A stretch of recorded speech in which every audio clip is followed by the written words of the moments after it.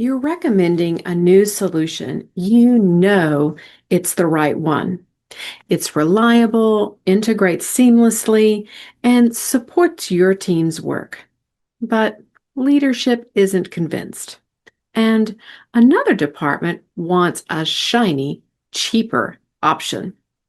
Or maybe you're the manager constantly saying, just trust me. It's the best choice. But deep down, you know that isn't enough to influence stakeholders or build credibility. If this sounds familiar, this video is for you. Grab a cup of coffee and let's chat about how to build a simple must, should, could framework to evaluate and justify IT solutions so you can stop relying on your gut feeling and start building trust through structure and clarity. I'm Tina Marie Baugh. I've spent over 25 years in hands-on technology leadership, helping seasoned tech experts who've stepped into management grow into confident, effective leaders. Too often, IT recommendations are made based on experience or instinct, which, let's be honest, are usually right. In fact, I'd say we're probably right 80% of the time, just based on what we know and what we've seen work. But that other 20%, that's where things can go sideways, where we overlook a requirement, miss a stakeholder concern, or assume something that isn't true for this specific situation. Unfortunately, these are the ones people remember the next time we say, trust me, and eat away at our credibility. And even when we are right, instinct alone usually isn't persuasive. When we say, it's obvious, what we're really saying is, I've done the mental math, you'll just have to trust me. The problem? Stakeholders want us to show our work. They want to see how we reached our decision, especially when money, patient care, or business operations are involved. What you need is a framework, a way to show your thinking and invite others into that process. That's where the must, should, could, or Moscow framework comes in. Most people learn the Moscow framework for software development or product backlogs, but it's incredibly effective for solution evaluation and vendor selection too. Here's how it works. We make a chart with 4 columns. We start with M. M is for must-haves. Next is S for should have. Third is C for could have. And finally, we have W for won't have. Now let's talk about what goes in these columns. Must-haves are non-negotiables. If a solution doesn't meet these, it's out. Full stop. Think regulatory requirements, system compatibility, or encryption. Again, if a solution does not meet even one of these requirements, it is completely disqualified. This means the must-have list is usually very small. Put things in this column with care. Next are the should-haves. These are very important requirements, but not deal breakers. You want them, and they matter, but the company could live without them, at least for a while. This list is usually longer than your must-have list. It often includes things like built-in reporting dashboards, single sign-on integration, or support for both desktop and mobile platforms. Each of these makes adoption smoother or operations more efficient. But if they're missing, the business can keep moving, at least in the short term. This is where stakeholders need to get specific. How long can they function without it? And what would the workaround look like? That level of clarity helps prevent surprises and ensures your selection process stays grounded in real operational needs. Third are the could haves.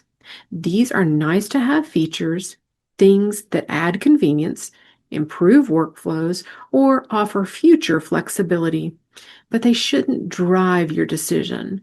For example, you might see role-based dashboards that make information easier to digest, one-click reporting tools that simplify data exports, or optional training modules built into the platform. Helpful? Absolutely. But if the solution meets your must-haves and should-haves without these, it's still a solid choice. And honestly, most teams don't score the could-haves. They're worth tracking, but they're not usually what tips the scales in a final decision. And finally is W. W is for the won't haves or won't haves right now. I also call this bling, as stakeholders can sometimes get dazzled by features the business will not use within the next few years. But the features are very bright and shiny. Sometimes vendors will push advanced AI features or premium add-ons. If they're not needed right now, make that clear within this list and with the stakeholders. AI features, automation, integrations, and apps which your organizations has no plans to use within the next 3 to 5 years should be within this column. By organizing your requirements into these categories before you start demos or request for proposals, RFPs, you anchor the team's decision making in what the business truly needs. Using a Moscow does three powerful things. First, it creates a shared language. Everyone from finance to operations can understand must versus should versus could. You're no longer speaking tech, you're speaking requirements and priority. Second, it documents your thinking. This protects you when leadership changes, when timelines shift, or when someone asks, why didn't we choose vendor B again? Third, it invites collaboration. When you involve stakeholders in defining must-haves early, your recommendations don't feel like a surprise.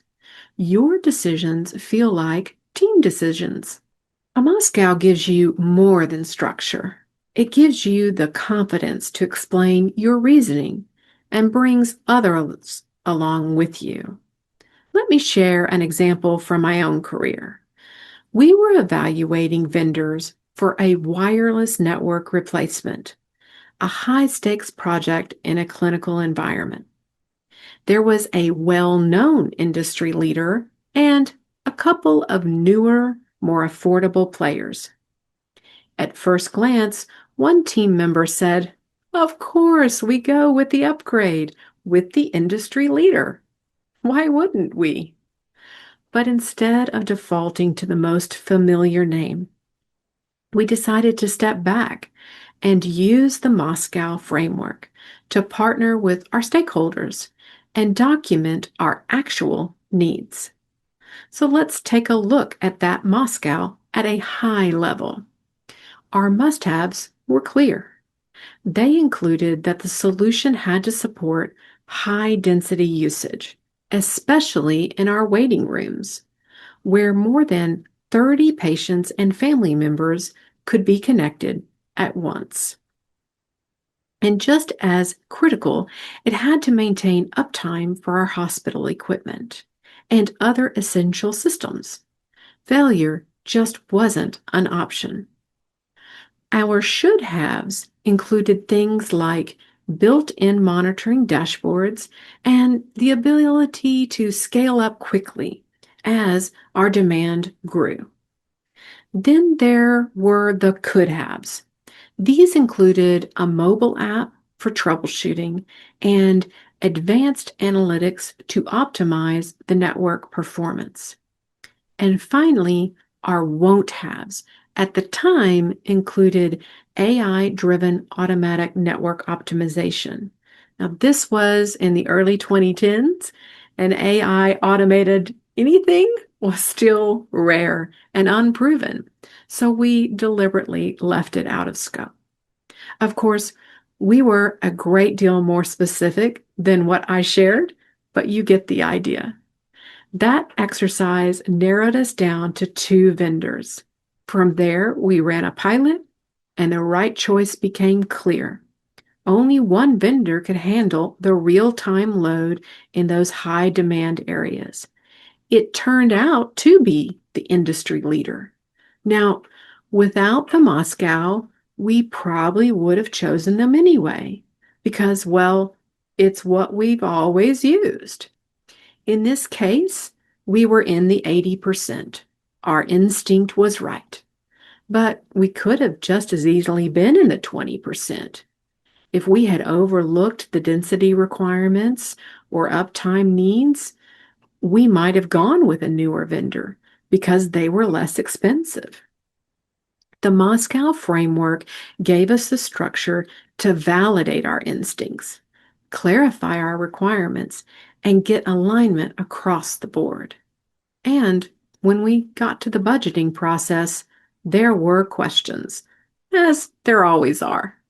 But instead of defending the decisions with opinions, we had clear documentation of our business needs, our vendor evaluation, and stakeholder support.